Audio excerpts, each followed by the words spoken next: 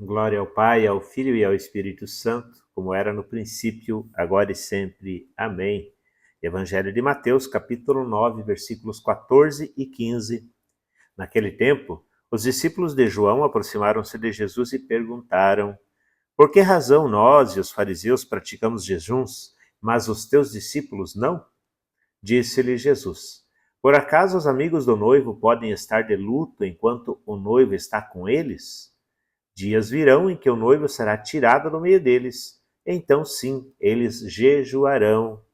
Palavra da salvação, glória a vós, Senhor.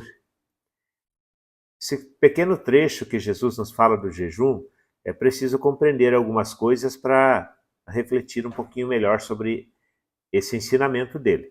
Essa questão do noivo é a presença do próprio Jesus. Os judeus jejuavam, em tese, para esperar o Messias. Jesus diz que depois da ressurreição dele, nós continuaremos jejuando para esperar a volta dele, para esperar o noivo. Então é nesse contexto que nós precisamos jejuar. Já vamos direto a esse aprendizado, a esse paralelo para a nossa vida. Então o jejum não é um formalismo, não é uma formalidade porque a igreja pede, a igreja orienta, a igreja sugere. Não. O jejum é importante, o jejum e a penitência, para esperar Jesus, porque um dia ele vem, porque ele virá, ou nós iremos ao encontro dele. Então é preciso se preparar.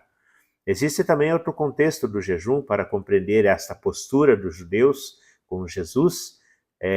Lá no capítulo 58 do livro do profeta Isaías, Isaías está conversando com o povo e diz que o povo jejuava, mas não praticava a caridade, não praticava a justiça, não praticava a misericórdia. Então, eles jejuavam, mas no mesmo dia que eles jejuavam, diz Isaías, praticavam litígios, brigas, agressões impiedosas.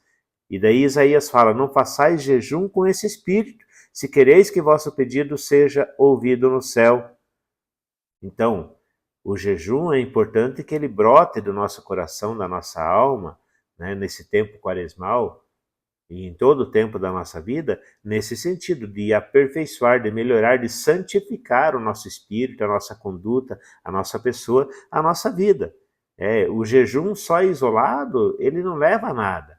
Então é preciso que através de algum tipo de sacrifício, algum tipo de abstinência, algum tipo de penitência que nós façamos, essa penitência, esse esforço, esse sacrifício nos aproxime de Deus, nos aproxime de Jesus Cristo, do seu Evangelho, da sua palavra, do seu ensinamento, nos aproxime dos seus passos, da sua caminhada, do seu caminho. Senão, só formalidade, né? Às vezes as pessoas falam, cumpri com a minha obrigação, né? Fui na missa, cumpri a obrigação. Ora, é muito mais que a obrigação, né?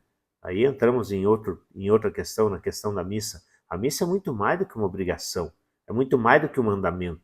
Viver o amor, a misericórdia, a paz, a justiça que Jesus ensina é muito mais do que mandamento. Os mandamentos da lei de Deus são muito mais do que mandamento. São caminho oportuno, são sinais, são setas de que nós estamos caminhando para o céu, para Deus. É por isso que às vezes a humanidade se perde, por isso que às vezes nós nos perdemos. Porque a gente faz isso, com o perdão da palavra, com hipocrisia muitas vezes. Às vezes a gente faz qualquer coisinha para Deus, qualquer oração, qualquer penitência, qualquer sacrifíciozinho e quer trocar com Deus por alguma coisa que nós precisamos. E não é esse o espírito, não é esse o sentido. Então, para que a gente viva bem, é preciso compreender, né? Qualquer jejum, qualquer penitência, qualquer caridade que brote de um coração que quer ser transformado por Deus, que está arrependido da sua má conduta, dos seus erros, da sua preguiça, da sua vaidade, do seu orgulho, enfim, né, de tudo aquilo que é vício, que é pecado, e quer melhorar, quer viver melhor as virtudes, quer viver melhor o evangelho, quer se aproximar mais de Deus. Então esse é o esforço, é o que nós podemos fazer. E aí a graça de Deus vem nos auxiliar, vem complementar tudo aquilo que nós não alcançamos.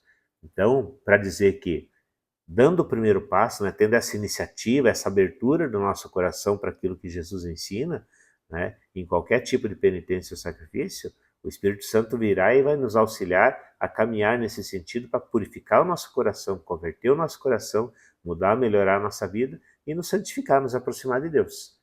Não vai tirar todo o problema, toda a dificuldade da nossa vida, não.